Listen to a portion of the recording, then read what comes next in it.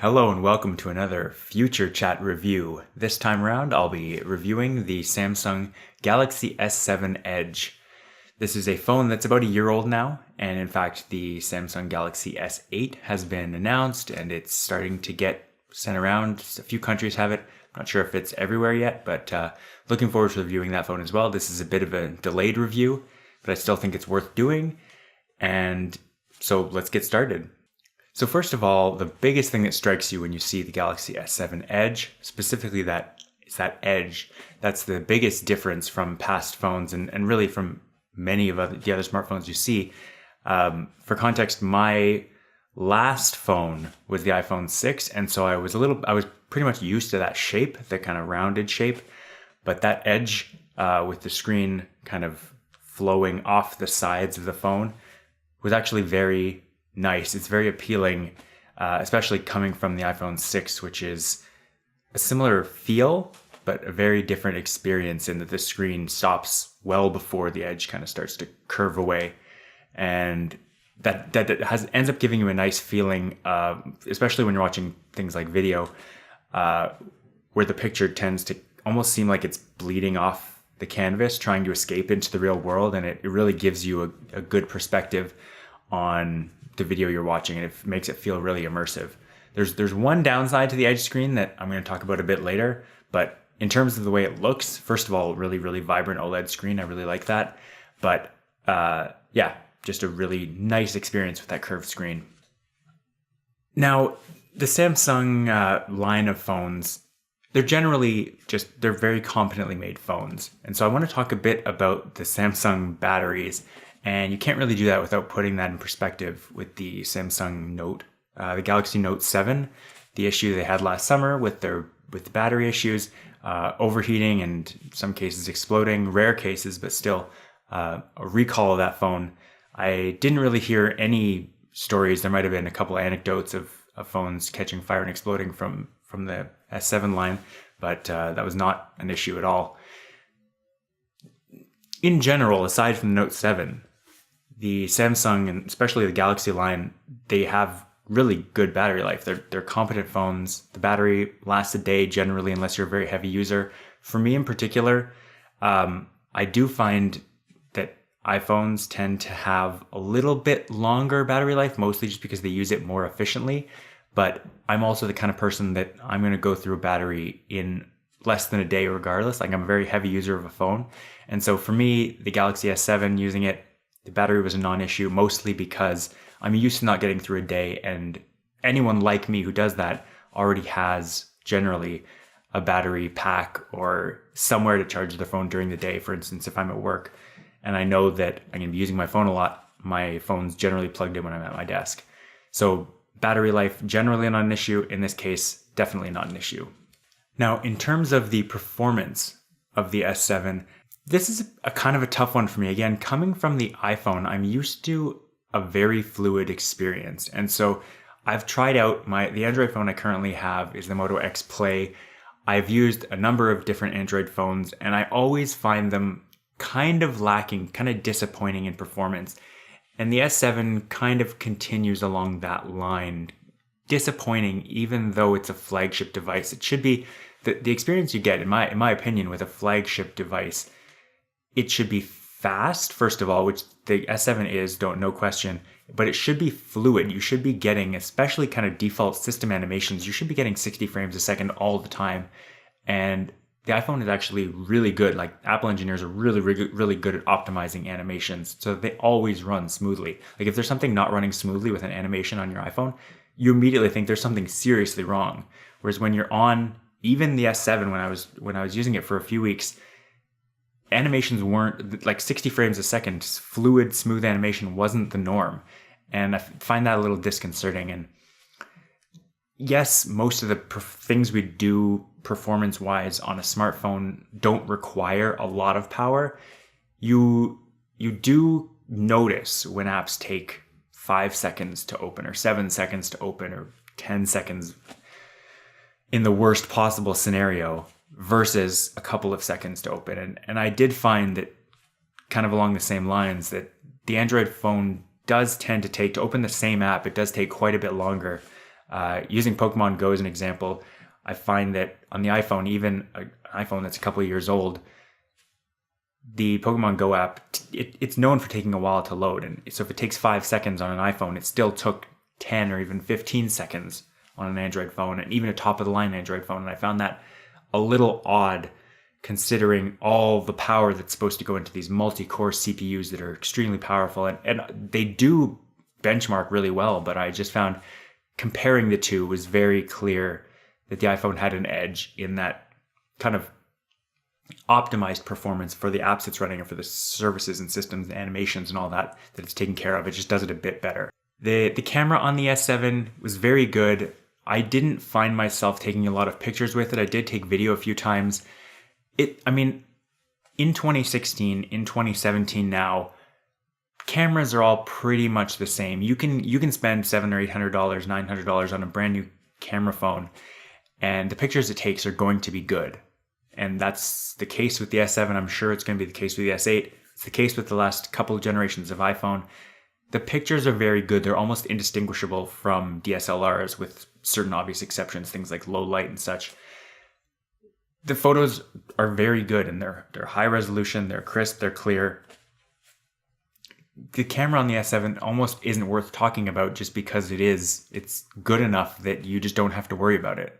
And I guess that's kind of a compliment, but it sounds weird that we're at a point now that any camera improvements on the next generation of a phone, on the next iteration, are going to be fine. They're just going to be kind of accepted. The phone's camera is not going to get a lot better because it's already so good.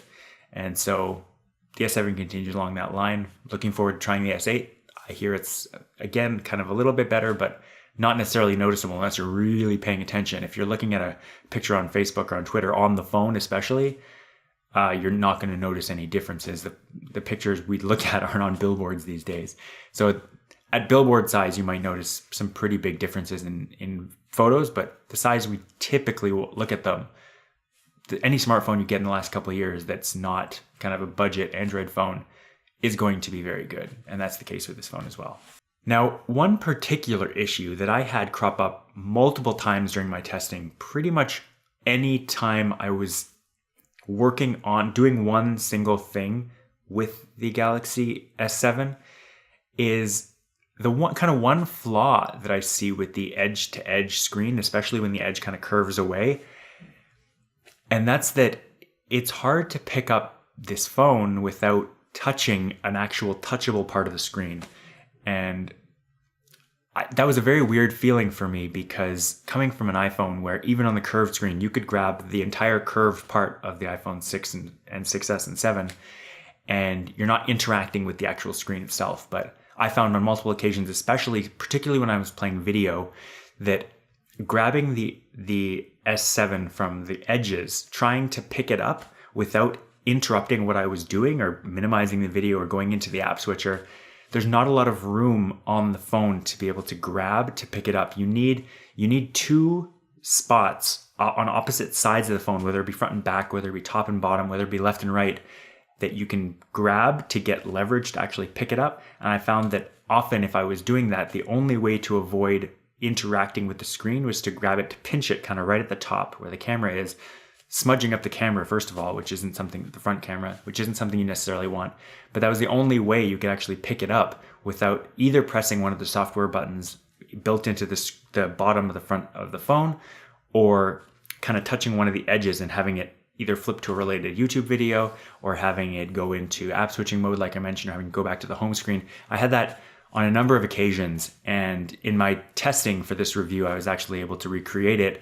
It didn't happen all the time, and I'm not trying to say that every single time I picked it up it happened, but once it happened a few times, I was worried about it the entire time. And so I found that I was being very careful picking up this phone, and that's not the kind of thing you want. You want, obviously a phone is delicate, so you're being careful picking it up, but you're not necessarily being careful about where you're touching it in order to pick it up. You don't want to worry about interrupting a video that you're watching because you're trying to pick up your phone, you're trying to do something else. And I found that was a major problem for me. And again, not the major kind of deal-breaking problem. It's just something that I had to be cognizant of the entire time that I was using the phone, especially, like I said, especially watching video. But it did happen sometimes with websites as well, where you're reading and you go to pick up or interact with the device physically in some way, and your finger like nudges the very edge of the screen, and you kind of jump off to some other part of the page or something like that. It was very weird, and the software buttons being invisible most of the time, the software buttons at the bottom of the phone being invisible, they're off, they're not lit up at the bottom chin of the phone the entire time. And so you end up kind of forgetting about, unless you completely remember them, you tend to forget they're there, and then you grab the phone by that and then activate that button. It's a weird experience, and I think the S8 is trying to address that by actually taking the chin all the way down and actually having the buttons, the software buttons and the home button itself built into the bottom of the screen. I'm looking forward to seeing how that kind of works, because I do see it as a major problem if you're accidentally interacting with the phone when you don't mean to by design. And it kind of seems like the design does lend itself to that. So overall, my experience with the S7 was good. Like I said, it's a modern smartphone. It was 2016. It was fast. It had a great camera. It had all day battery life, unless you're a very heavy user like myself, but I'm going to chew through any phone's battery in less than a day. I definitely recommend this phone if you're a fan of Samsung or if you're a fan of customization. I tended to use it more like an iPhone in that I would use apps, and I kind of went and looked at themes and that kind of thing. I'd put a few widgets on the home screen, but in general, I tended to use this thing like an iPhone, where I would use apps kind of in their sandbox and the way they were meant to be used. I don't get a lot into the Android customization kind of thing. I just find that with the way my life goes, it's generally not worth it for me to get into that. You can spend a whole bunch of time focusing on customizing Android, but I think one of the reasons that I've chosen iOS over Android is because I kind of like the default that they've chosen, and I don't think it's worth getting into all the customization time and all the effort you can put in to making things very different. I really like the way stock Android looks. The one thing I will say for Samsung's design in general, the aesthetic of the Samsung skin over Android, is that it's gotten a lot better. It's gotten a lot nicer looking in just the way all the design elements work together and work within Android. I'm used to seeing friends a few years ago with old Samsung phones, and you end up seeing, like, the Messages app, for instance, is one I would see a lot, where you have these neon greens and oranges, and it looked like it was kind of more for a child, like all these bright colors that were seemingly out of place. Not to say that bright colors are necessarily a bad thing, because like I said, the AMOLED screen of the S7 is beautiful. Take advantage of those colors, but the greens and oranges and those kinds of things that they chose were just kind of, I found, odd design choices, and they've been getting a lot smarter about that lately. And I'm not sure if that's just because I tend not to use built-in kind of Samsung apps or Motorola apps or whatever it is on the Android phones that I've used. I tend to use kind of Google service apps, or like the equivalents that Google has versus Samsung ones. But I do find that in general, like even going through the settings menus, things are a lot nicer than they used to be. And I think that's a very positive step. So that's it for the review, and look forward soon. Hopefully I'll be able to get my hands on the Galaxy S8.